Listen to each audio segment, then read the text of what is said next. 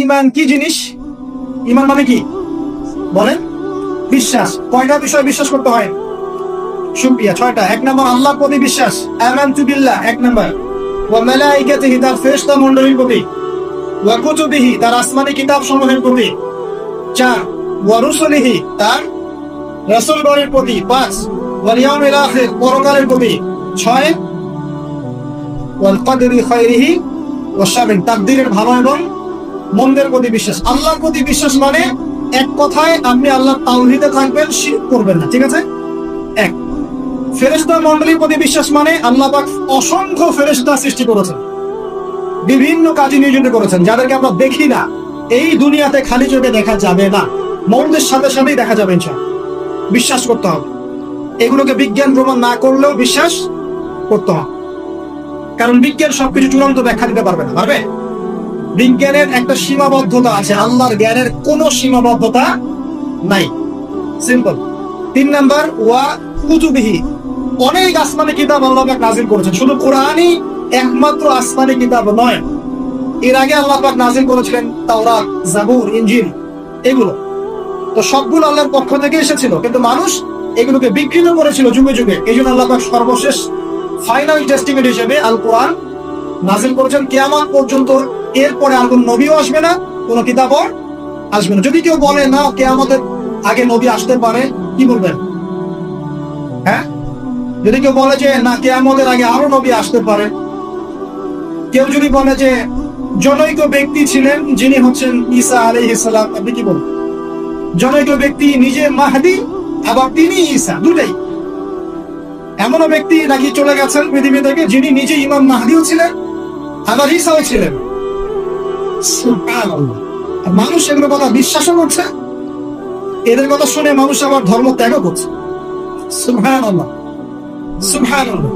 কত বড় অজ্ঞ হলে মানুষ এতদূর পর্যন্ত জাহেল হতে পারে, চিন্তা করেন। তাহলে কনস্টান্টিনোপল জয় হবে কবে? মালহামাই বা হলো কখন? মাহদী যদি এসেই থাকে, তাহলে দাজ্জালের হত্যা আবার কখন করা হবে? ঈসা ইবনে মারইয়াম যদি এসেই থাকে, তাহলে মসিহুদ দাজ্জালকে কোথায় মারা হবে? আর কে বলেছে যে দাজ্জাল একটা সভ্যতার নাম? নবী সাল্লাল্লাহু আলাইহি ওয়াসাল্লাম বলেছেন ইহুদি যুবক, দাজ্জাল ইহুদি যুবক, কোকড়ানো চুল, শক্তিশালী দেহ, যে সারা বিশ্বকে শাসন করবে। এমন কেউ কি বের হয়েছে ইসরায়েল থেকে? সুবহান। কেউ যদি বলে ভাই টেলিভিশনে প্রচার করে, অনলাইনে প্রচার করে যে আমি নবী, আমি মাহদী, আমি ঈসা, আল্লাহর ওয়াস্তে এগুলোকে বিশ্বাস করতে যায় না, ঈমান হারা হয়ে যাবেন, জাহান্নামে যাবে। যতই টাকার প্রলোভন দেখ, চাকরির প্রলোভন দেখ, জমি জমা দেখ, আল্লাহর ওয়াস্তে ধর্ম ত্যাগ করুন। আমার কথা ইশারা বুঝে নেন, সব কথা পাবলিকলি বলা যায়, ঠিক আছে? অনেক নবী রাসূল আল্লাহ পাক পাঠিয়েছেন, সর্বশেষ নবীকে মুহাম্মদ সাল্লাল্লাহু আলাইহি ওয়াসাল্লাম। আরো নবী আসবেন নাকি বিশ্বাস করেন আসবেন? নবীজি বলেছেন কিয়ামতের আগে 30 জন ভণ্ড নবী আসবে। কয়জন? যার মধ্যে 3 জন হবে মহিলা। 3 জন কি হবে? মহিলা। আরেকটা হাদিস আছে 4 জন মহিলা হবে, বাকি 26 জন পুরুষ। যাই হোক, ওয়াল ইয়াউমিল আখির, পরকাল। পরকাল মানে এই যে মৃত্যুর পর থেকে শুরু করে একদম জান্নাত জাহান্নাম পর্যন্ত পরকাল। ওয়াল কদরি খায়রি ওয়া শাররি, তাকদীরে ভালো মন্দ, তাকদীরে বিশ্বাস করতে হবে। আল্লাহ পাক ভাগ্য লিখে রেখেছেন। আপনি যতই দুর্নীতি করেন না কেন, ভাগ্যে যা লেখা আছে এর বাইরে একটা চাল বেশি পাবেন না। আর আপনি যতই অভাবী হন না কেন, কষ্টে থাকেন না কেন, আল্লাহ পাক যতটুকু রিজিক দিয়েছেন আপনাকে, এর বাইরে আপনি রিজিক পাবেন না। এটা আগে মাথায় ইনস্টল করেন। আপনি যত পরিশ্রম করেন দুনিয়ার জন্য, যতটুকু নির্ধারিত আছে আল্লাহর পক্ষ থেকে, এর বাইরে এক কানা করে বেশি পাবেন।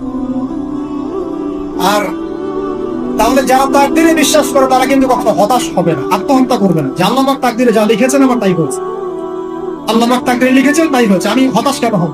আমি আত্মহত্যা কেন করবো?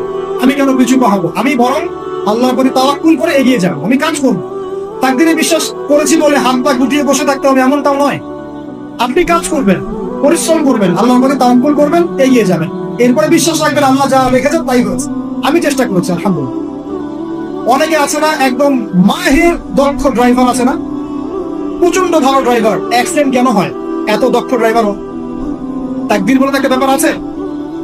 দেখবেন কিচ্ছু ছিল না, অ্যাক্সিডেন্ট হয়ে গেছে, আসলে অ্যাক্সিডেন্ট হওয়ার কিছু ছিল, তাকদীর বলে একটা ব্যাপার আছে। অতএব এটা নিয়ে আমি লম্বা সময় আলোচনা করতে পারবো না। মনে রাখবেন, তাকদীর আল্লাহ পাক আপনাকে আমাকে সৃষ্টি করার 50,000 বছর আগেই লিখে ফেলেছেন। অতএব এটা নিয়ে বিভ্রান্ত হবেন না, হতাশ হয়ে যাবেন এবং আমল ছেড়ে দিয়ে বসেও থাকবেন। সাহাবীরা বলেছেন আমরা কি আমল ছেড়ে দিব? নবীজি বলেছেন না, বরং তোমরা আমল করতে থাকো। যাকে যে জন্য সৃষ্টি করা হয়েছে পৃথিবীতে তার কাজ সেরকমই হবে। এই হলো আপনার ঈমান।